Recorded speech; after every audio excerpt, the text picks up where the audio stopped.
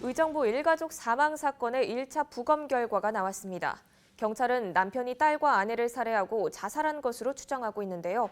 경제적인 어려움 때문에 이런 극단적인 선택을 했다고 보는 건데 의문점은 여전히 남아 있습니다. 이지훈 기자가 보도합니다. 국립과학수사연구원의 1차 부검 결과 숨진 부부와 딸 모두 흉기에 의해 사망한 것으로 결론났습니다. 남편 A씨의 목 부위에선 자해하기 전 망설일 때 주로 나타나는 주저흔이 발견됐습니다. 또 18살 딸의 손등과 손바닥에선 흉기에 저항한 흔적인 방어흔이 나타났습니다.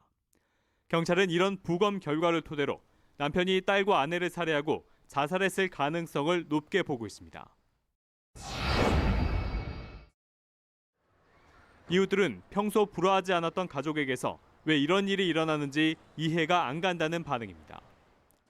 부부의 이 가정사가 너무 좋았대요. 사건 전날 부부와 딸은 함께 모여 아파트 처분 문제를 두고 상의한 것으로 알려졌습니다.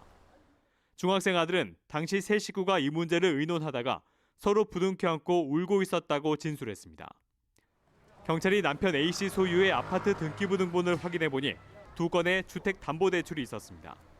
지난해 12월 은행에서 1억 6천만 원 대출을 받았고 올해 1월에는 제2금융권에서 4천만 원 추가 대출을 받은 것을 확인했습니다.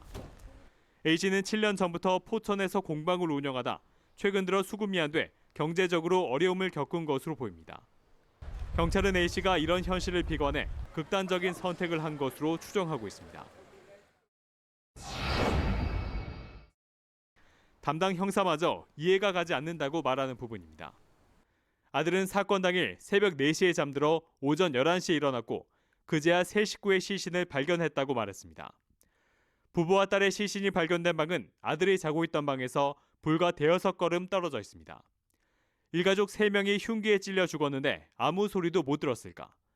경찰은 시신이 발견된 장소를 봤을 때 사망 과정에서 소란스러울 정도의 반항이 없었던 것으로 추정하고 있습니다. 근데 현장 상황에서 보면 큰 반항은 없었던 걸로 좀 보여져요. 그리고 아님 때 장기에 약할 수도 있고. 학교를 가야 하는 날임에도 아들이 아침 11시에 일어난 것도 평소 부모가 깨워줘야 일어나는 습관이 있어서 그랬기 때문인 것으로 경찰은 보고 있습니다. 남편이 딸과 아내에게 수면제를 먹이고 범행을 저질렀는지 여부는 아직 확인되지 않았습니다. 이 부분 역시 쉽게 납득이 가지 않는 부분입니다. 추가 조사가 필요하지만 살해범이 남편이라고 가정할 경우 이것은 사실상 규명하기 불가능합니다. 다만 남편 A씨가 집안의 장남이라는 사실, 그래서 대를 잇고자 하는 생각이 있었던 것 아닌가 하는 추측이 나옵니다. 경우에는 이 사람 장자였고 자신의 부모님이 살아계시고 이러다 보니까 결국 아들을 살려둔 거 아니냐 이렇게도 볼 수가 있을 것 같아서. 현재 아들은 친할아버지가 보호하고 있습니다.